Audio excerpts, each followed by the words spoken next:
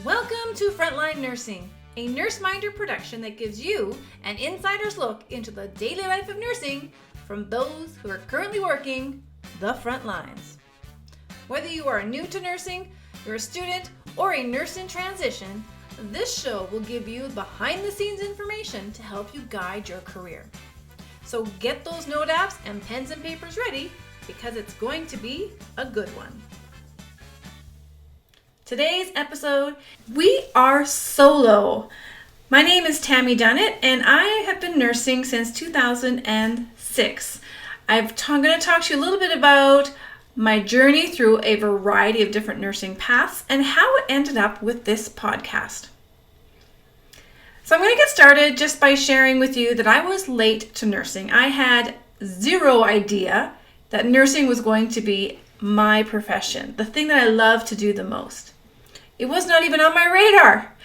In fact, I didn't start nursing school until I was 34 years old. I was married, I'd had my first child, I had moved from Alberta to New Brunswick, and I was really contemplating where life was taking me.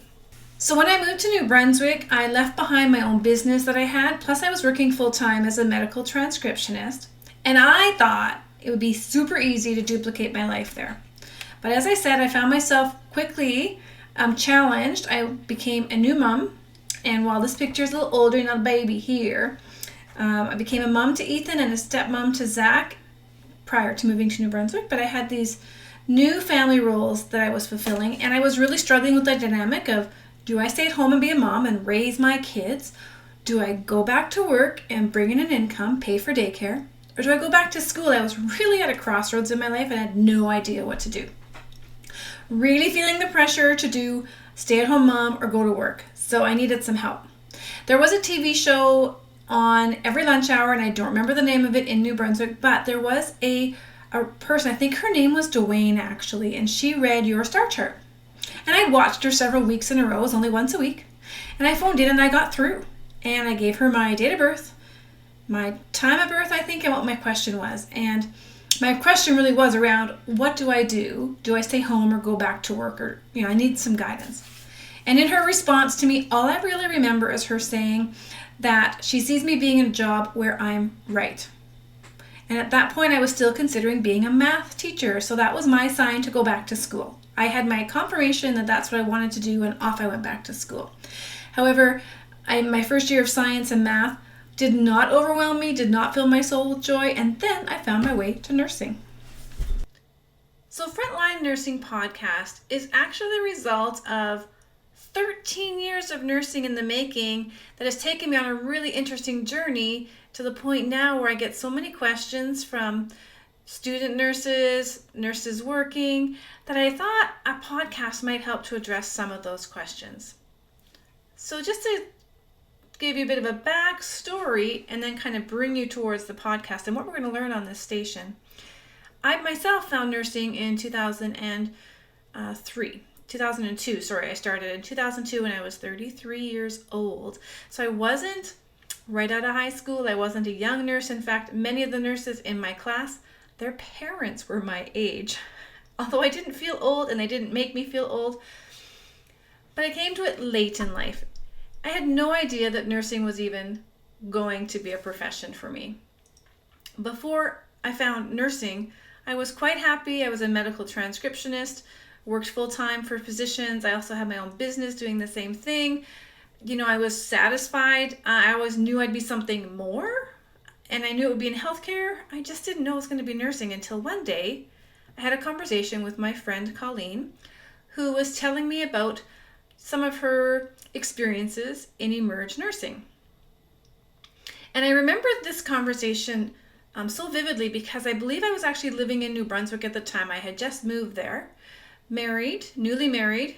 I now have a child, and I was sitting at home and wondering, what am I going to do with my life? Do I stay at home and be a stay-at-home mom, which is a great option? Do I go back to work, or do I go back to school?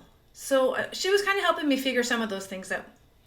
And she was sharing with me how one day in Emerge, the physician she was working with asked her to massage the heart. And I remember her sharing that she was kind of perplexed at first because she'd not heard that before. And what he wanted was CPR. They quickly figured it out, and she was doing that. And we kind of joked about the way that all kind of happened. And I remember thinking after that conversation that was a pretty interesting story. And what a cool thing to do is to be a part of somebody's life-saving measures. So I thought, gosh, if she can do it, there's no reason why I can't do it. So I started to research nursing, and I joined the University of New Brunswick, did my first year of nursing, and after that time I joined the military, and they continued to pay for me to be a student while I did my service in the summers, and I worked for them when I wasn't in school. So 37 years of age, I graduated from nursing school. So for those of you who will be listening to this podcast and learning through the stories of those I'll be interviewing, one of the questions I often get asked is, am I too old to go into nursing? I always say no.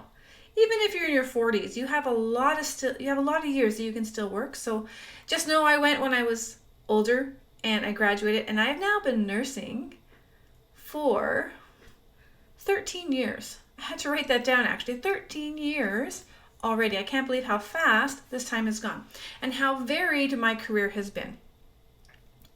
So military nursing is another topic of interest that I get asked a lot about. And if you're looking to do your nursing degree and marry that with a career in the Canadian Forces, I would recommend it, absolutely. There are some great benefits. You'll get paid while you go to school. Your tuition and your books are all paid for. That's a bonus. But the better side of that is during your summers, you're going to be learning how to be an officer in the military. You're going to go away and learn some French language. You're going to learn how to shoot weapons, which I had never done before. I got to rappel and do some really amazing things and drill even, which, I didn't even know I would like those things. So don't be afraid of them if you've never done them.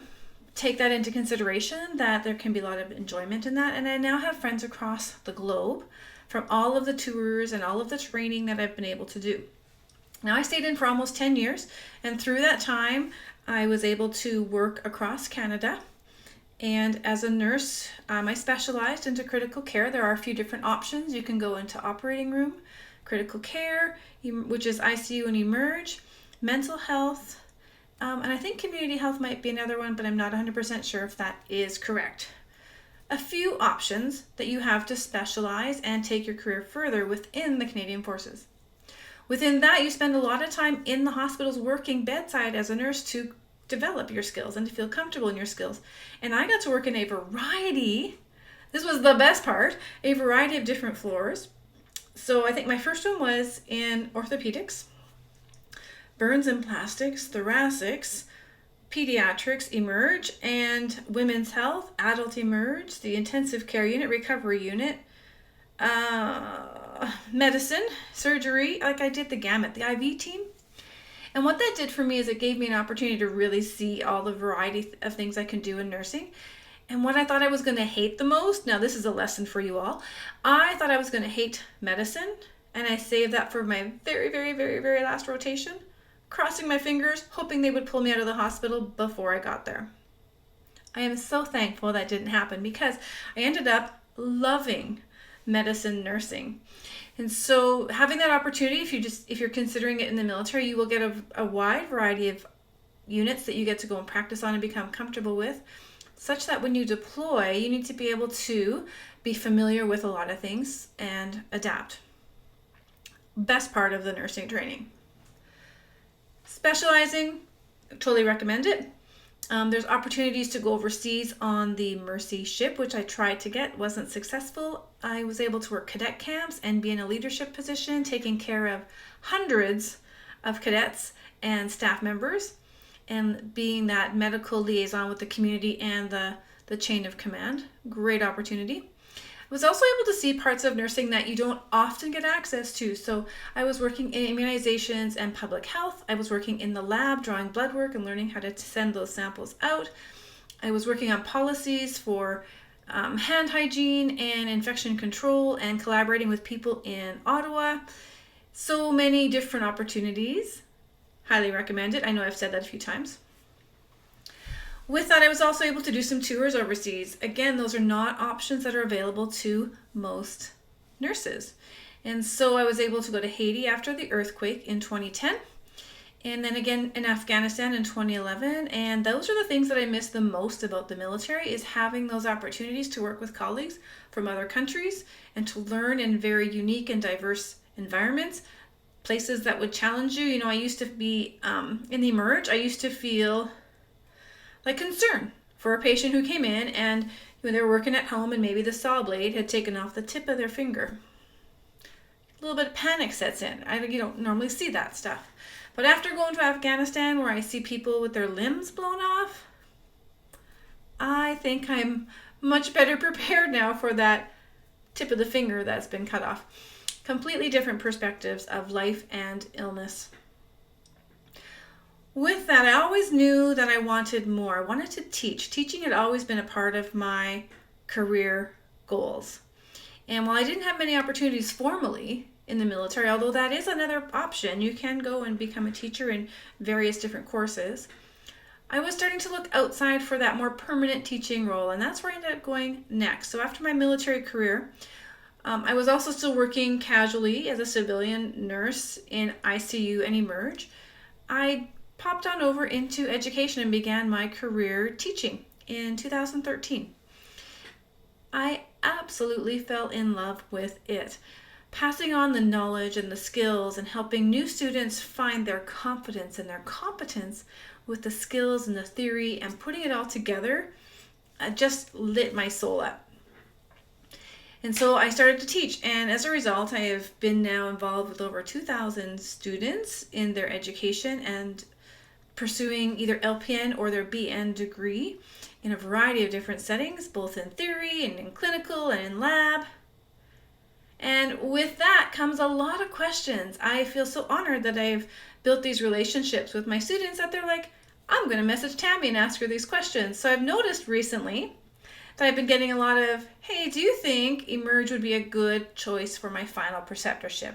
Or I've been working in medicine for a year and I think I'd like to specialize. What do you think, what would you recommend? And after I was getting a lot of these questions, I thought, okay, I need to do a podcast where I can share this information from the perspective of those people who are currently working on the front lines. I talked to a few people, they are like, this is amazing, and that is how frontline nursing got started.